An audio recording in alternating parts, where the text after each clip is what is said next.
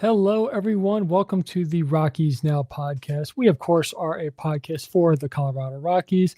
I am one of your co hosts, Tom, and I'm joined by one of our other co hosts, Sarah. Sarah, how are you today? Doing great. It's been a great day. We're a week away. One more week, and baseball is back We are officially. correct, 7 days from our opening day, 6 days, of course, from the official opening game, which, of course, as we know, is Wednesday, March 25th, between the New York Yankees and the San Francisco Giants. That game, of course, will be broadcasted for the first time ever on Netflix. So, for the many people who still have your Netflix subscription, be sure that you have it or sign up for the free trial one way or the other. You're going to be watching, and like as we were talking about in the pre-show, I'm a little interested to see what the presentation is like, if they change some of the camera angles, what the graphics look like. Of course, it's going to be a whole new team, which, as they announced this morning, Barry Bonds is going to be part of the desk team, part of the pre and post game show. So that'll be interesting. They did, of course, release the other official people that are going to be there, like Albert Pujols will be there. I think Hunter Pence is also going to be there. So yeah, I'm interested to see how this new setup with Netflix works. This won't be their only game. But yeah, so, and then of course that'll be the only game on Wednesday, and the following day everybody else plays. Friday's a day off, and then the season resumes on Saturday. But we'll get into all that a little bit later. First, we're going to talk about, of course, everybody knows the World Baseball Classic for 2026 did wrap up. The Team Venezuela, they weren't one of the favorites. They obviously probably were somewhere up there in like the middle of the pack, maybe towards. If I had to split the teams in two halves, bottom half and top half, I would put Venezuela in the top half. They had quite a run. They didn't lead in too many offensive categories or pitching categories, but they definitely got timely hitting. They beat the U.S. with the score of 3-2. Bryce Harper, of course, with the big home run in the eighth inning, tied it up. That was awesome. And also, as we'll get to some other crazy stat I talked about in a minute, but Sarah, of course, as we know, Eugenio Suarez took the lead back. The U.S. loses. We're runner-up for the second straight year. We did win back pre-COVID in 2017, which, of course, as we know, we had some exciting moments, such as the Adam Jones crazy catch in right center field. But anyway, I'm going to stop babbling. Sarah, what did you think of the final game between the U.S. and Venezuela? Definitely a pitcher's duel. I mean, you can't expect to win off of 3 hits when two of them are coming from one guy. That's just not going to win you the game. But Venezuela was really, to me, they were really impressive throughout. I thought surely when they had to go up against Japan, that was going to be it for them. And they definitely proved me wrong. But I mean, I kind of looked at it, of course, as rooting for our country. But at the same time, how can we lose when we've got Tovar on Venezuela just balling out for everybody and getting the attention that I feel, and I think a lot of Rockies fans probably feel that he so deserves throughout that series. Well, he did make the final catch in the semifinals to send them to the Classic. And as we talked in the pre-show meeting, there was a graphic put up of the starting 9 players, or actually say 10, excuse me, including the DH, in the WBC. Bryce Harper was the only one. Again, Team USA had 3 hits. 1 came off the bench. Bryce Harper was the only one of the original starting 10 to get a hit. He had 2 hits, including the big home run in the 8th inning. It goes to show you, and so, you don't come if you're, I guess you could say, of course, big time players rise to the occasion. Bryce Harper has done that in the past, i.e., 2022 World Series, NLCS against the Padres to send the Phillies to the World Series. But especially, I mean, I don't want to pick on anybody, but the captain, Judge, once again on the biggest stage, he does not show up. And like I said, somebody put up a graphic. Since he was named captain of the Yankees, he has missed the playoffs, lost in the World Series, lost in the ALDS, and now lost in the WBC. So, the Judge himself is struggling on the biggest stage, on the bigger stages, we should say. Yeah, I mean, if your captain's not showing up, you're not going to get the win. But I did see the all-tournament team list, and Ezekiel Tovar was the all-tournament team shortstop. So, again, not really I don't think really Rockies fans had a lot they could complain about throughout this entire tournament. That they were represented really well. Everybody had really good showings. Of course, Michael Lorenzen in that last game for Italy did struggle coming out of the pen there.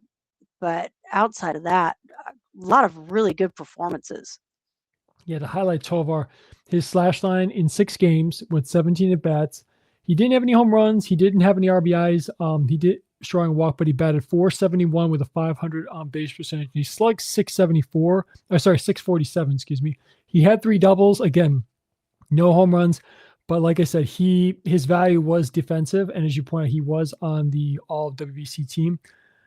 He had a good performance. You can't knock the guy. I mean, he did what he needed to do. He was not batting in the top of the lineup pretty much per se. So he was not going to be one of the guys to be counted to be big run producers, but still he got the job done when he was asked upon. And, unfortunately to the flip side, there were several Rockies that did do well and some that did struggle. I'm not going to name anybody name a guy here who struggled, but all in all, one specifically. I don't want to single him out. His team had a nice run in pool play, but they didn't advance. So I'm not gonna give him shade. I don't want to be too mean to the guy.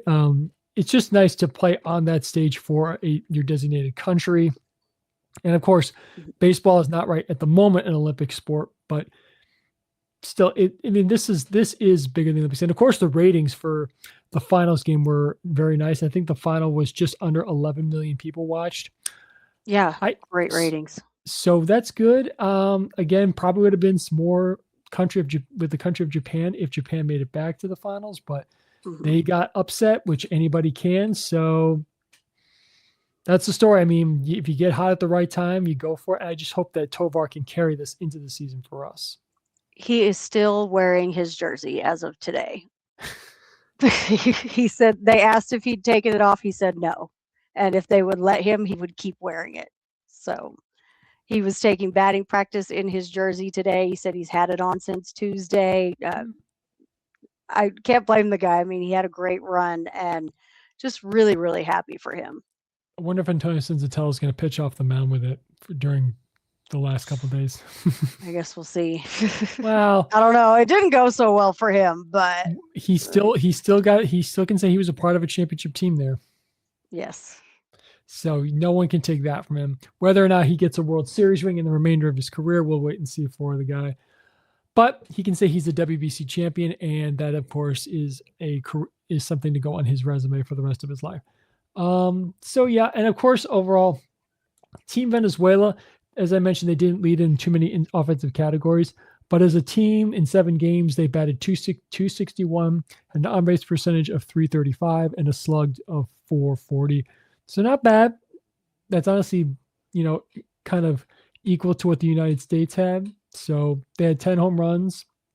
They did pretty well as a team. They drew 27 walks, which wasn't too bad. They were one of the more active teams on the bases with 9 stolen bases. The Chinese Taipei had 10, led with 10. So, I mean, Venezuela, they put up a decent fight. And again, they're the winners. So we'll see how this plays out in 3 years. And somebody also put out a graphic of they wish Trout was playing in this game, but I'm not sure if they asked Mike Trout about Team USA. It was cool when he carried out the flag 3 years ago. Him and Shohei, of course, were teammates at the time. And then, of course, you got to love the ending of that game in the final matchup between the two of them. But we'll see where this happens in 3 years. So, yeah.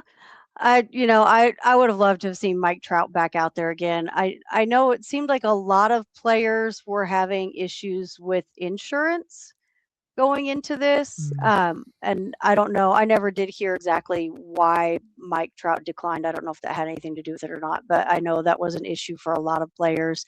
And a lot of teams just said, we don't want our guys going back out there. Jose Altuve was one of those. The Astros wouldn't let him after that injury he had last time. So, it really, people are kind of at the mercy of their team as far as whether or not they get to actually do this. And I mean, USA put a good team together. They just did not execute when it really mattered. So I know for a fact that the Dodgers were not going to let Edwin Diaz pitch in this. And for those who don't remember, he was celebrating a win with his team, which was Puerto Rico. And he had pitched for Puerto Rico, and he jumped up for joy, and he landed on his leg wrong, tore his ACL accidentally, and there he was out for the season. So I was fairly certain he was not going to be pitching in this. I'm not sure if they asked Mike Trout. I would like to know if they did or did not. I'm not sure they'll even tell us that. But I guess it's discretionary, however you want it to. I mean, Pete Alonso was the first baseman 3 years ago. This year was Bryce Harper. I don't know. Well, all in all, we'll wait to see how things turn out in a couple of years. So, again, before we get to that, we have the CBA negotiation to worry about. Yeah. But we're trying to avoid that conversation for the time being because we don't want. We want to try and keep things a little bit more positive right now. So we'll wait until we have to talk about that. Which could be. The chatter is going to start again. The chatter is kind of quieted a little bit. The only big thing going around is, of course, Tony Clark resigning from as head of the players union. But I'm sure chatter will start picking up once this. Probably, I'm guessing mid-season things are going to start to pick up. Maybe even June is my guess. But gotta wait and see. Okay, into other news, Rockies fans, we now have some updates on the roster. There was today, as you mentioned earlier, a couple of days ago, Adele Amador and Tanner Gordon were sent down to minor league camp. They'll be in AAA to start the season.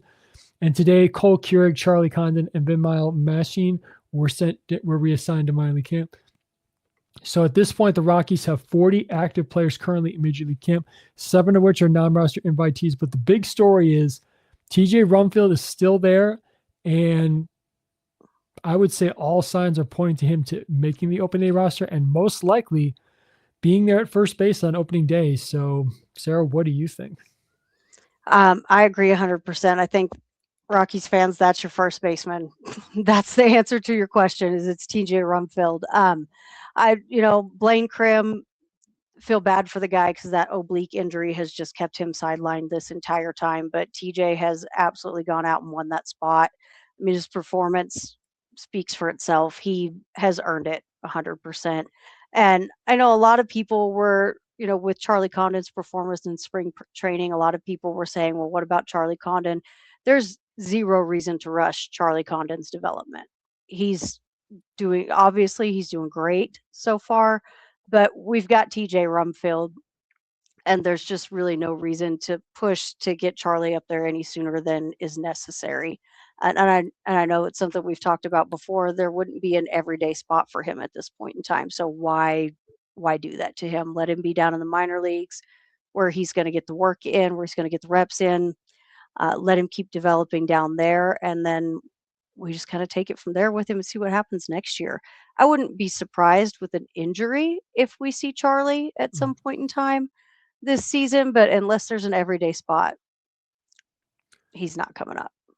No, the point is at this point, he hasn't played in Albuquerque yet, so there was no reason to even consider him for the opening day rosters. He's going to go off in Albuquerque. I just have a feeling. First you got to go. It's like the sea level thing. It's like above sea level. First you're at sea level, then you go to Albuquerque, then you go to Denver kind of thing. You're working your way up in terms of going to rising above sea level. So that's one way I see it. So again, people in the comments are talking about this. Like, for example, Uncle Ted raked let him platoon. That's not the good thing to do. Again, we're not going to rush any developments here. Charlie Condon, he has, like, as we just said, he has not played in Albuquerque yet. There's no reason to even make him jump from Hartford to the big leagues in Denver. He is going to go down, get everyday at bats, learn a lot more, gain some more experience, especially as Sarah just mentioned, playing at Albuquerque at not fully all the way a mile above sea level, but he's still above sea level to the point where he needs to learn these kinds of things. And again, he needs to see AAA pitching before he heads to the big leagues to see big leagues arm on a daily basis. He's not ready for that. But that's only, we got another comment here from Tom, not this Tom, a different Tom, talking about how both were sent down. Not sure who you're referring to that, but if you're referring to both Amador and Gordon, it was just a decision that they made. I think, Sarah, did either of us have Gordon on our opening day roster predictions when we made those? I don't think none of us I did. You did? I did. I thought Gordon over Feltner, and then not more than a couple hours after they made that move, Feltner just really, really, really struggled that day, which he kind of has been. He's walking a lot of guys, and I just don't feel like Feltner has earned that spot. I feel like Tanner Gordon has earned it a lot more. That one did surprise me. The rest of these moves, I get it. Well, this Tom, our Tom viewer agrees with you. Tanner definitely did Got not the get nails. yes. I don't want to say it on camera. Got the nail or the short end of the stick. But again, we're not there every day. We don't know what's going on. So he's either way. Just because he's crushing lefties does not mean he should be a platoon player. He's not. When we call certain guys up like Charlie Condon, he's not meant to be a platoon player. He's meant to be an everyday guy, and he's not going to come up unless A, we believe he's ready to play every day, and B, there's everyday at bats available. If Rumfield is in fact going to be the opening day first baseman, and Jordan Beck is the left fielder, there's no spot for Condon because I don't know what your opinion. I don't know if Condon's going to be an everyday third baseman. I mean, what do you think? They're training him as like a first baseman left fielder from what I'm seeing. They're really building a lot of versatility into him, which is a really good thing. Because that does open up a lot more flexibility when he does come up to be able to play every day if they've got an injury spot open or something like that going on. Um, to me, it looks like they're thinking, I mean, I don't know, it's kind of hard to say because he did get a lot of outfield time. Um, whether they're just trying to develop that right Mhm. now or what, I'm really not sure, but I think they want to. We've seen this happen a lot over the last few years, where you've got guys that are performing really well in the minors. They're doing great in spring training, and but when they're coming up, when they're getting the call, it's not there. Like spring training is a lot different than what you're seeing because you've got guys that are trying to work on things. You've got pitchers that are trying to work on different pitches, new Mhm. pitches, developing their mix. They're throwing up a lot more meatballs than they are in the regular season. These guys are locked in once the season starts. And Mhm. that could be a completely different picture for Charlie once we get to that point. So that's really my biggest thing is they don't when I say they don't want to rush him, I mean, we've seen a lot of guys come up and get sent back pretty quickly. Zach Veem being one of them. I don't feel like he was ready at that time, but who else were you going to call up? It was just bring up anybody and everybody until something stuck last year, and it never did. And I don't want to see them do that to any of these guys. Mhm. Carrick, Condon, I don't want to see that happen with them because that can really just John Keel. Yeah, that's another one that it just didn't. He wasn't ready yet, and it it's so exciting to see them in spring training doing this stuff, but again, spring training is not the same thing as a regular season. Correct. And another one, Cole Keurig, he has not played in AAA either. So he's not skipping from AA to the big league. So that was no surprise as to why he was sent down. Again, they're not, especially the top tier guys, they're not going to rush these guys because you pointed out if you hit 600, I'm just throwing a number here. If you hit 600 in spring training, that means nothing. That means zero indication as far as how you're going to do in the season. I'll give you an example. I mean, for the Chicago White Sox. I love this guy, but this is just for example versus Adam Engel. He hit over 500 in spring training in 2019. He comes up, he struggles in the first month and a half. They send him back down to AAA. He comes back after the All-Star break and does much better. So the point I'm trying to make is, again, to your point, pitchers are not trying to pitch for strike. And some of them are just working on sequencing, narrowing down their mechanics, working on their spots, just basically shaking the rust off at this point. They're not pitching full speed just yet. If a guy can throw triple digits, he's not throwing triple digits right off the bat. He's working, he's building up to that, or he's building up to pitch 6 innings. Like it was crazy that Logan Webb pitched 4 2/3 in the one game for the United States, but I guess he's ready to go. And that's what all these pitchers starters are trying to build up for. They're just preparing for the Mhm. season. I mean, I've heard instances where a pitcher will go out and during his one inning of appearance, he throws all sliders. That's happened before because they just want to focus on that pitch that day and kind of hone in on just also not just the landing spot for your stride foot, but also the release work. Because again, you have to release it and spin the ball on top at a certain point and let the fingers flick off. So again, zero indicators to how anybody's going to do. So it's the right decision in my eyes. Yeah, I mean, if you look at the team last year in spring training, it was hard not to get really excited, and then look what happened during the season. The spring training mojo they had going was nowhere to be found anywhere. So it's just, you know, like we've been having a lot of fun watching what's been happening in spring training, but at the end of the day, it doesn't mean anything No. once game one hits. When game one does hit, that's when all bets are off. Mhm. But Yeah, the point is they're trying to groom Keurig and Condon to be everyday players. They're not going to be platoon players. And plus, also, they're not skipping a critical level of development. I mean, especially if you're a pitcher, I wouldn't advise anybody to skip AAA. The same thing is happening on other teams too. Why are guys just not? I'll give you like for Team Italy, Sam Antonelli, he's a top White Sox prospect. He was from both levels of single A to double A last year. He's not skipping AAA. So again, you don't want to skip that critical level development, especially if you want that guy to, even if you want that player ends up being a bench player for your team, you still want to skip the full levels of development. So even though the gap that I've heard from the big leagues to double A is narrowing a little bit in terms of the competition level, still you don't want to skip another way, especially if that player has only played one or maybe half of a season in the minor leagues. You still want to get him used to big league I guess say big league, but also pro baseball life. Yeah. So anyway, also, didn't you say also we got an update on RJ Pettit as well? Yeah, RJ Pettit has a UCL strain. So exploring options, seeing what's going to happen there. From what I have heard, he will likely start the season on the 60-day IL, and then we'll see what's going on. So that does not mean that the Rockies have to give him back, but once he comes off of the IL, he will have to be on the roster or he will be returned. So we don't have to make the decision right now.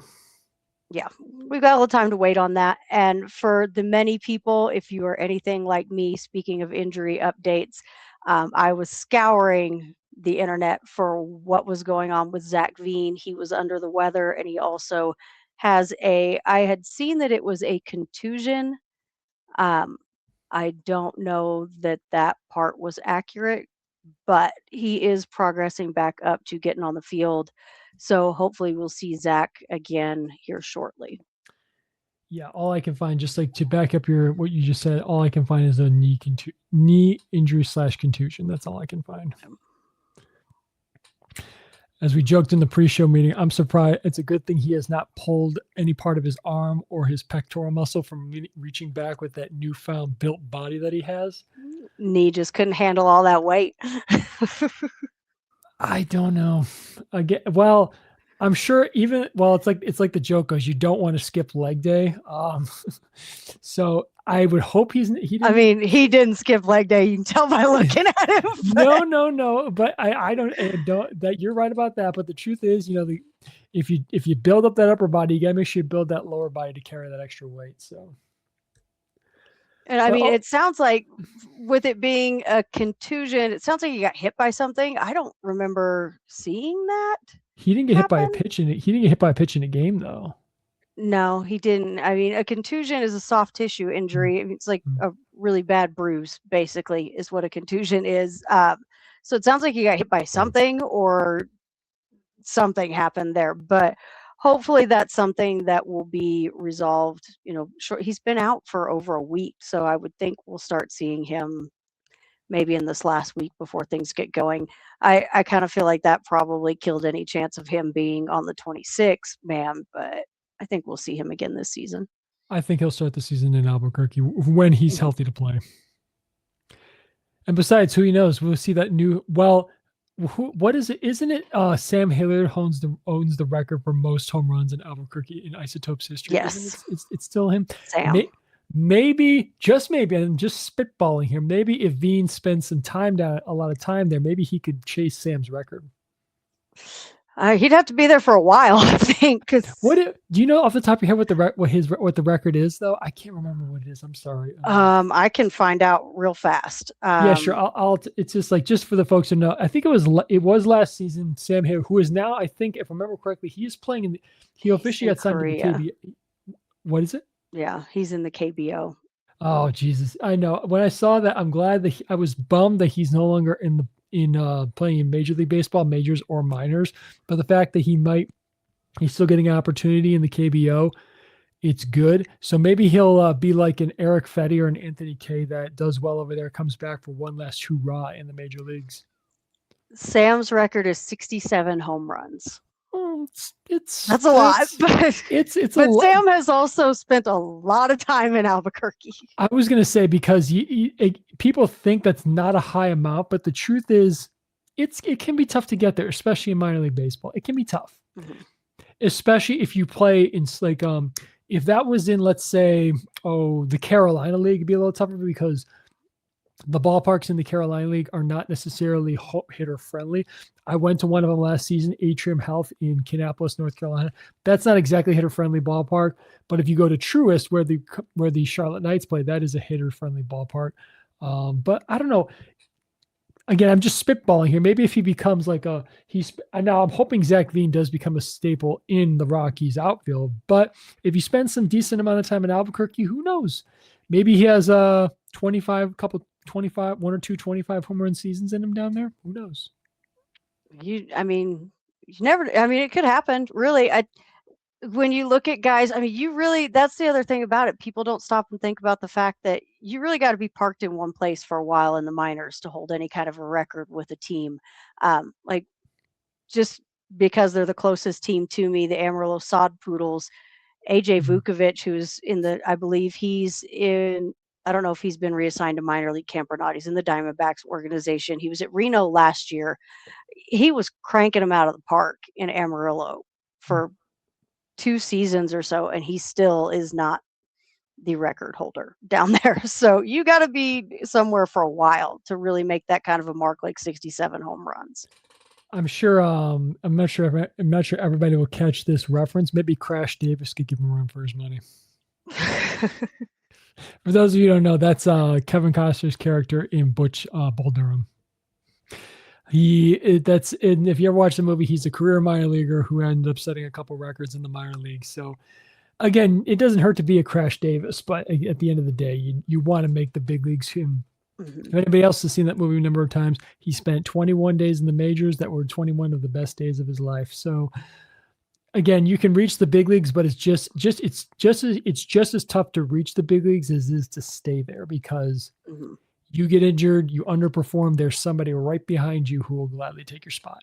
And teams are in the business of winning. They'll quickly overturn the roster, whoever gives them the best chance to win. So yeah, that's the sad fact of life, but hey, it's professional sports. It's about winning. So anywho, so we'll see. And just a heads up, as we know that today there was, we played the San Francisco Giants. Tomorrow we play the San Diego Padres. And then on Saturday we have the Kansas City Royals. But don't forget, the spring breakout game is on Saturday as well between us and the Diamondbacks. And then we have I almost said it again, we have just the Athletics on Sunday. And then, of course, we have the 2 exhibition games against the Detroit Tigers on the 23rd and 24th before we open the season on the 27th in Miami, South Florida, against the Miami Marlins. I still like to call them sometimes the Florida Marlins because I thought that was a better thing for them. And that game with the Giants, because of the heat in Arizona today, that game is actually just in the top of the first right now. I know. I'm looking at it right now. That's a lot. Thank you for pointing that out to me, because I'm looking top of first. I go, wait a second. Oh, then I remember, yes, there was the heat index warning down in Arizona. It's crazy, but that's the dry desert heat for you sometimes. It was 90 degrees here today. This has been a very warm spring everywhere. It's kind of one of the reasons I'm glad I don't live in Arizona. I don't mind there's pros and cons, but one of the cons can be when the heat gets hot, it can get really hot like this. And that's when you crank up the AC in your house. Got that electric bill. But there are several other reasons, particularly my wife would not agree with us to move, one of which is she doesn't want to see scorpions in the house. And so that, of course, is conducive to Arizona. So no. I wouldn't care. Eventually I'd deal with it, but she would not. So yeah. Anywho, so let's move on. So anyway, so keep in mind, we do open the season, as I mentioned, with a 3-game set against the Miami Marlins. That is not this weekend, next weekend, followed by a 3-game set in Toronto with the Blue Jays. That's quite a travel. You start in Miami, then you go up across the northern border to Toronto. And then, of course, a reminder, the home opener, we have a home back-to-back double series. The home opener is April 3rd April 3rd. against what? Sorry. It's April 3rd, my birthday. Well, there you go. remember, everybody we're going to wish Sarah happy birthday on opening day too. And you're going, right? Aren't you? I know we're going to the game on the 4th. I'm not sure if we're actually going to go to the game on the 3rd, but we'll see. Well, that's a giveaway day. It's the jersey sweatshirt giveaway day. Yeah, and I got free tickets, so you can't complain. Yeah, going for free. We'll celebrate my birthday on the 4th. It's fine. Well, we got a little pre-birthday wish for you, Sarah. Our viewer, Thanks, Tom. Happy pre-birthday. Not this Tom, the Tom that's watching. Happy pre-birthday from him. So there you go. So your birthday wishes have already started, Sarah. I'll take it. Well, again, but anyway, just to go back to real quick, of course, the 3-game series, April 3rd, 4th, and 5th against the Philadelphia Phillies.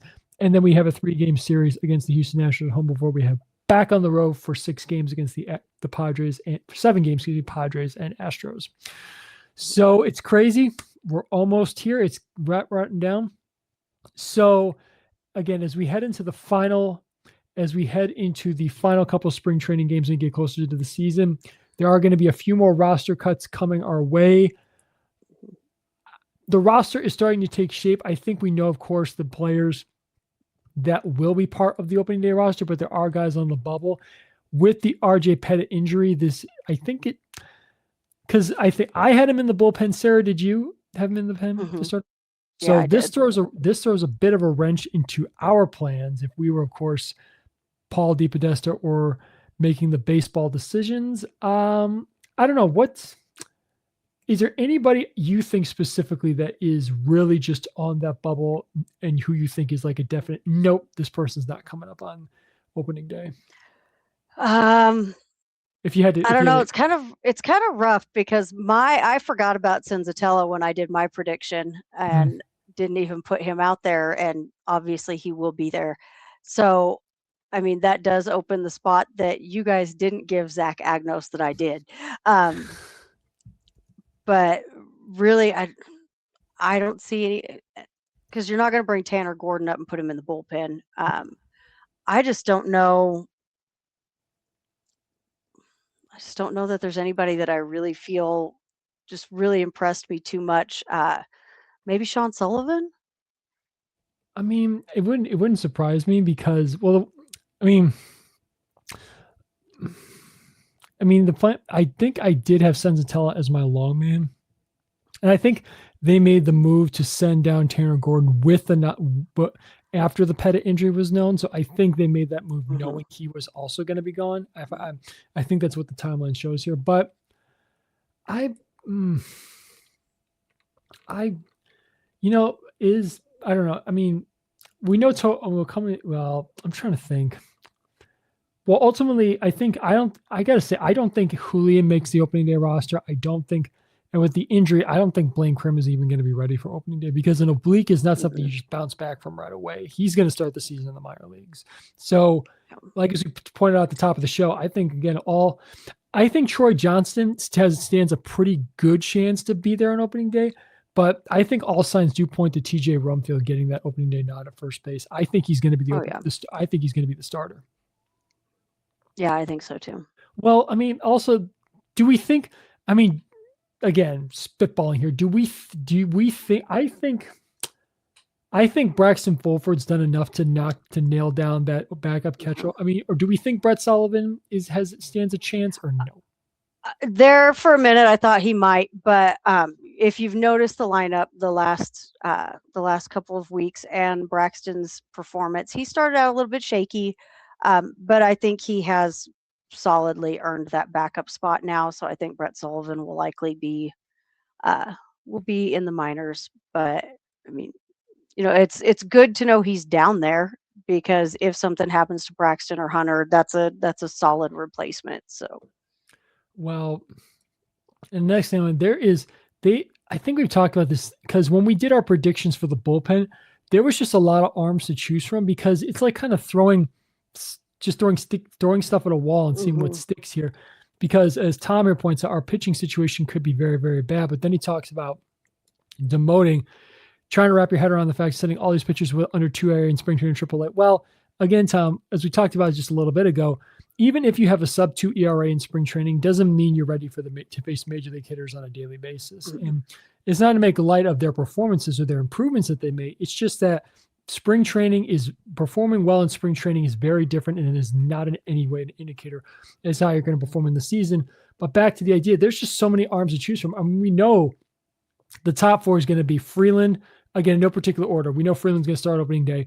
Then you work Lorenzen, Sugano, and Quintana. That's 4 spots in rotation. And then that 5th spot is just basically you could probably just turn with your back to all those eligible guys, just throw something in the air, and whoever catches it, okay, you're the 5th starter. I mean, that's how I see it. There's really no one guy who, in my view, who could just take it and run with it.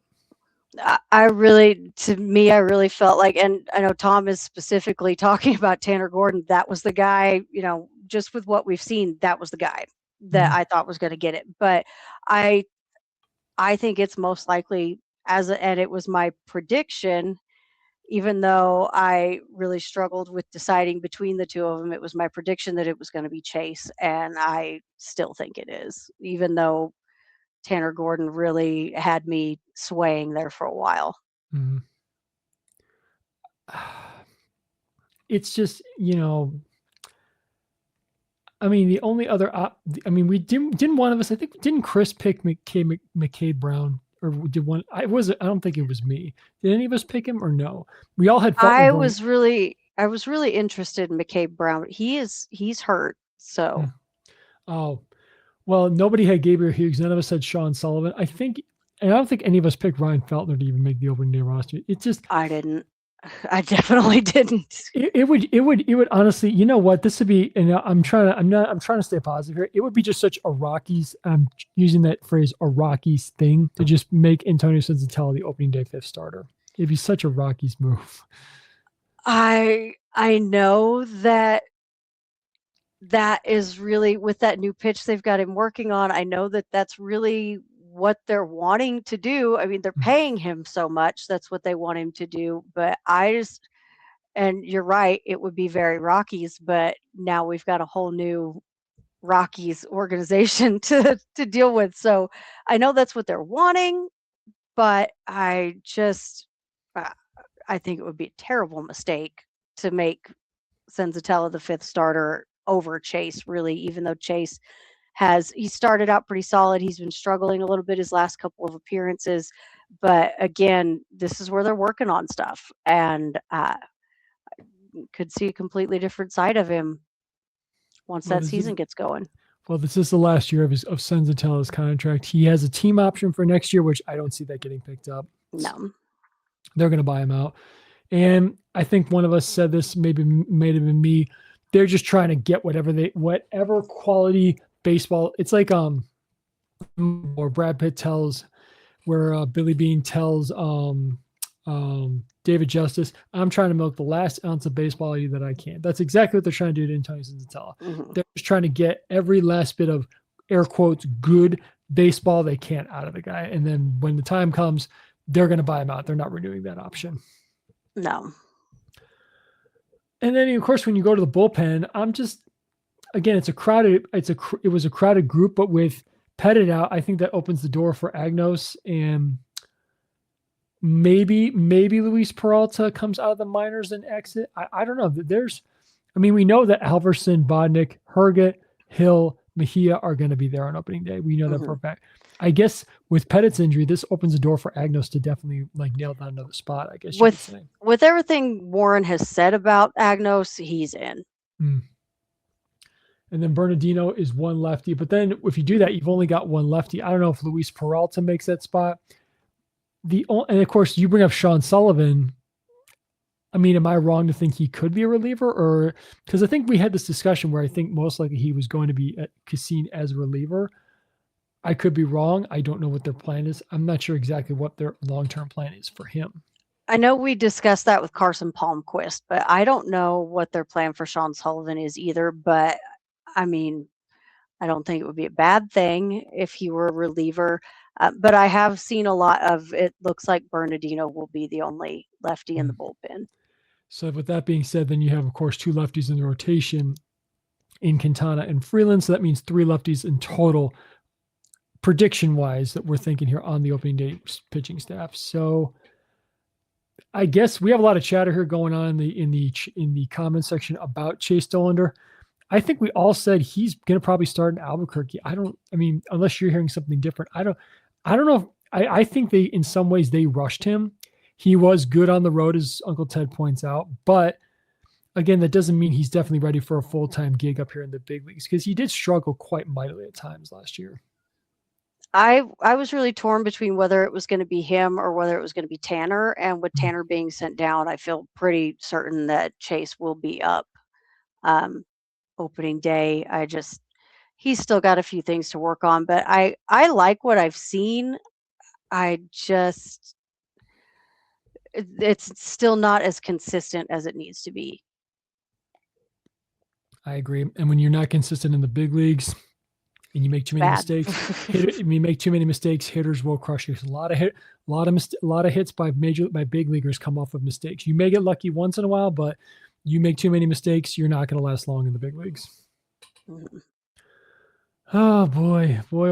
It's just crazy how time is flying by. And then it's just, and as they round things out, with the infield, they don't have him officially, but like we said, Brumfield is going to be the starting first baseman. I think Willie Castro is going to be the second baseman. You got Tovar at short, and then I think Kyle Karros rounds it out at third base. I think we've had discussions about this. I think he's warranted enough to earn an opening day nod at first base. And then you got a crowded outfield, but the infield seemingly looks pretty set. Yeah. Of course, you've got Julian as a utility guy. You've got Troy Johnston. Tyler Freeman can get some reps in there at second if needed. And then, of course, you have Ryan Ritter, who I think has definitely earned himself a roster spot with his performance. And they've been able to do a lot with him versatility-wise, too, put him in the outfield some. And he's performed well out there. So I think you've got your utility guys set.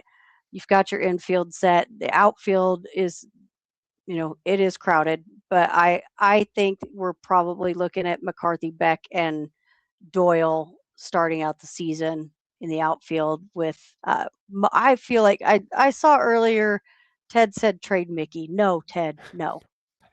It's not happening. No. Especially when you got Mickey's not getting traded. Especially when you got a couple years left of control. Yeah, and he is, I feel like Mickey is primarily going to be our DH. He will get some outfield action, of course, if Doyle needs a day off. Mickey's going to be out in center, but I really see Mickey as our primary DH. I agree. And because he can, you mentioned he plays center field. He can't play center field anymore. He was drafted as a utility outfielder, but he's just not meant to play the outfield every day more. If anything, he's going to play the corner outfield. And right now, Jordan Beck is, in my view, going to be the starting left fielder. I don't know. They've been putting Beck out and right a lot. Again, I could be wrong, but I don't know. Maybe it's just maybe I'm just so set on the fact that he was the primarily left field. Yeah. And that's what we all thought. Everybody was like, well, Jordan Beck's your left fielder. That's all there is to it. And then he has spent most of spring training over in right. And Jake McCarthy's actually been out. Like before Zach got hurt, it was McCarthy and Veen in left field primarily, which I'm not mad about that either. Jordan's great in right field. And I wouldn't be mad to see that at all if they put McCarthy in left and Jordan in right. I think those two can really easily be flip-flopped to either position. But I really like our outfield. Well, there's a lot of them, but I like them all. I got a feeling that the ball, I just had a feeling the ball is going to fly in Miami in that opening series. Not to say people are going to be hitting home runs left and right. It wouldn't surprise me. It would be nice if Bretton Doyle robs a home run in that first series. The walls are not too high out there in Miami. He can leap up there and take one away and take one away from him. Yeah. Who knows? Maybe their newly acquired top prospect Owen Casey puts one to center field, and Bretton Doyle says, "Nope, I'll bring that back. Thank you very much." You never know. Doyle can do it all out there. So, well, I feel again platinum glove season loading. That's my big take on that one. I would love to see it because he has two golds. He does not have a platinum yet. No, so yeah, we need to get somebody other than Nolan Arenado with a platinum glove. And Tovey could make a pretty good case for it as well. He has, yep, he does have one win and another nomination. So Mhm.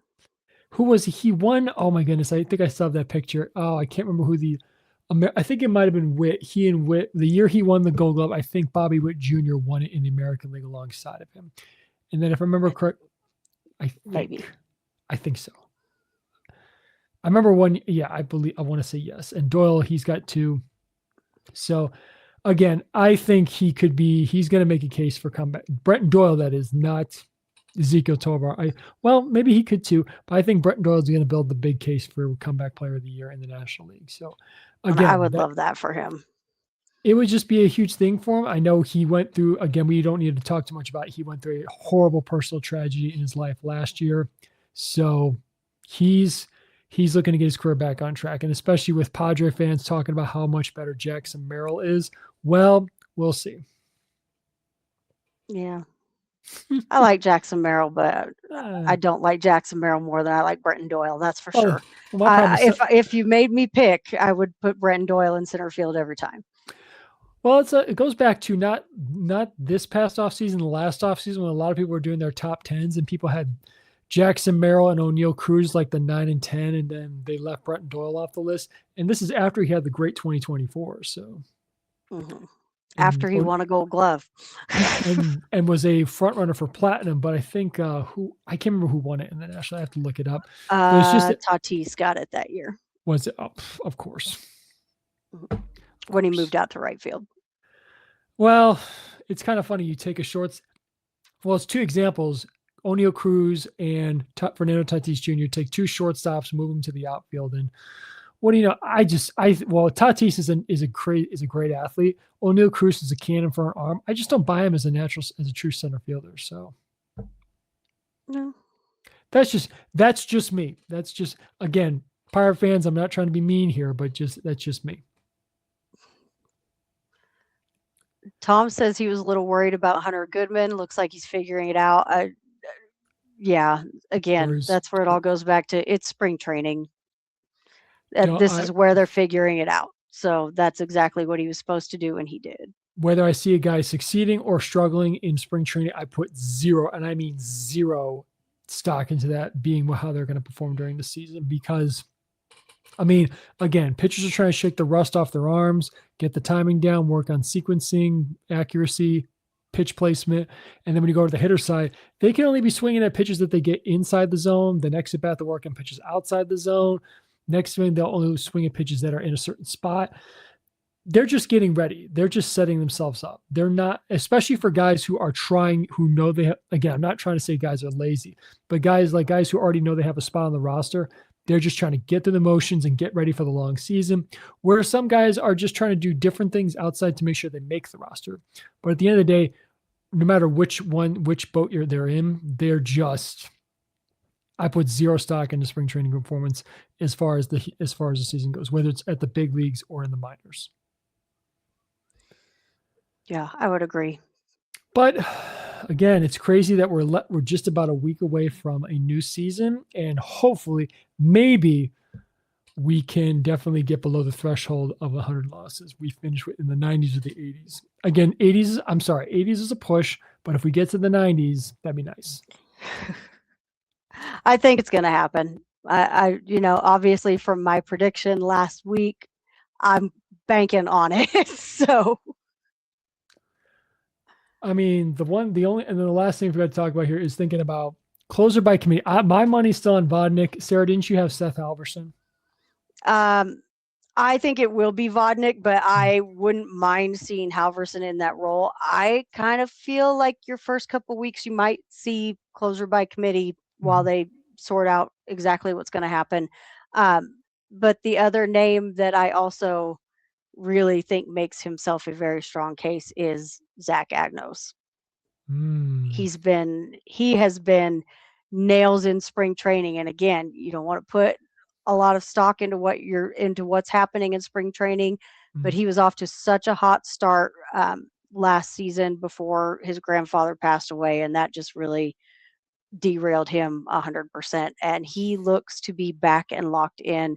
So I'm really, those three guys, kind of a toss up to me. The only thing that keeps me from really saying yes to Seth Halverson in that role, I see Seth more as an eighth inning guy, really. Mhm. Mhm. The only thing that really keeps me from saying yes to Seth Halverson in a closer role is he can get a little wild. That 104-mile-an-hour gas every now and then just creeps away on him, and I think you need a guy that, as much as you love to see that gas coming in the ninth inning, you got to make sure that control is there too. Which is why I feel like Zach and Victor make a much better case for themselves in that role. Mm. Especially the high release point that he has. Yeah. So, anywho, all right. Well, with that being said, we shall see what the final roster cuts come down to at the end as the season comes near. Again, the Rockies have 40 players in Major League Spring Training. That'll be cut down to 26 by the time opening day comes. I think they should have it done by the end of the weekend. So when they go to the exhibition games in Detroit, they'll have the 26-man roster. So real quick, also, as you know, MLB The Show is debuting. It's 26 is year 26. And just looking at some of the Rockies player ratings, some of them are understandable. Some of them are a little low.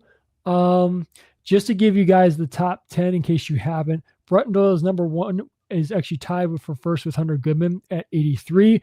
Ezekiel Tovar is third with 77. Michael Lorenzen is fourth at 75. Mickey Moniak is tied with Lorenzen for fourth at 75. Willie Castro 74. Sugano is 73. Jordan Beck is 72. Jose Quintana is 72 as well. And Jimmy Herget rounds out the top 10 at 71. A little bit of an interesting thing. I said this in the pre-show meeting. The ratings people just do not like Kyle Freeland anymore. He's at 68. And Victor Vodek, they don't like him. He's 67. So anyway, Sarah, what do you think about that? Personally, in my one comment, I said this on social media. I'm surprised Bretton Doyle has a potential of a C. I think it should still be a B, but that's just me. Yeah. And like I said, I thought they were going to rate Mickey a little bit higher than they did, but that's fine. It's just a video game. Well, it's like they say. Sometimes I have to remind myself, it's just a video game. Don't get mad. It's just a video game. Well, it's funny when they run those simulations using MLB The Show. This team will finish and win the World Series. This team will finish last. This team will lose 100 games. This team will do this. Those are never right. No. It's fun to watch those and funny to look at some of the end results. But yeah, it's a video game. So yeah, it's a video game. And looking at just some of the players that are right here, I don't see any. Actually, it's crazy. I just looked at this. Zach Agnos, they have him with the potential of a D. They don't really give him any love. Ew. He's rated 53. I definitely disagree with that. Well, I think like we that can at all all. understand why they gave Antonio Senzatella a rating of 52. So, Well, yeah, that one, that checks out. He's fallen off grace with a lot of people, including the video game raters. So, but looking at this year, I don't see anybody with the potential of an A, which is kind of mean. Actually, sorry, Hunter Goodman has a potential of an A, but it's kind of mean that you don't give any credit to any of our other top guys like Chase Dollander. Yeah, I can kind of see why Chase's struggles at Coors Field. I can see why he got, why they rated him the way they did and why they put his potential where it is. But at the same time, I'm like, come on now, like we can do better than that. He's a top college. He's still a top prospect. It's just because he struggled in his first cup of coffee in the big leagues doesn't mean he's going to be that bad. So, but again, it's a video game. I'd like to have some of the guys on and say, hey, what do you guys think of your ratings at MLB The Show? Next interview, I should think we should have asked Troy Johnson, what do you think of your rating? Do you play as yourself? Oh, he would have broken it down. Can you? We would have gotten like a 15-minute discourse from Troy Johnson on his rating in MLB The Show. I'm sure of it. I don't even see. Oh yeah, he is 64 with a potential of a C. I would love to know what he thinks of that. Maybe we'll get the opportunity to ask him. That'd be great. Yeah, but whatever. It's video game ratings. What can we say? Yeah. I don't know. Yeah, I know. Uncle Ted, you're right. Ratings are more correct than projections. We'll see. I don't know. Some are good, some are bad. We'll just have to wait and see how they go as far as that goes. So it's a video game. obviously with the Rockies having as bad a season they were last year, they weren't going to be too kind to us this year. Even you make a front office overhaul or you bring a lot of different, the roster looks very different. So, anywho, so as we wrap up on the show here, reminder, we are not sure if we'll be doing a season episode between now and the start of the season. We will be doing our open day live stream, so be sure you tune in for that on either X or YouTube. And we also be simulcasting on Discord and on Instagram, I believe, as well. So be sure, again, we're getting close, guys. We're almost there. And of course, I think at some point we will give our final projections. Remember, we did give our division predictions, so be sure to check out both X and Instagram to see who put where. A lot of you already did comment on that, so oh yeah, we're just predicting it. Whether we're right or wrong, we'll have to wait and see. We have 162 games to figure out whether we were right or wrong. Some people were, I could feel the sarcasm in some of the comments about my prediction, and others were like, hey, I really like that. And I was like, well, just bring it on. It's okay. No matter what, you're going to get likes, agreements, disagreements, hate. I thought I was going to get a lot more hate than what I did. Well, maybe I don't know. Maybe everyone shares your optimism. Who knows? We'll see. Well, again. Okay, well, everybody, that is going to do it for this episode of the Rockies Now podcast. Please be sure, if you do not follow us on social media, follow us on Instagram, X, Threads, and of course our new Discord channel. Be sure you hit that subscribe button on YouTube for more content and episodes as they are released. And also be sure, if you don't want to listen to see the video version of the shows, be sure to subscribe to us, follow us on Apple Podcasts and Spotify. I am Tom. That is my co-host, Sarah. We will see you guys next time. And as always, go Rockies.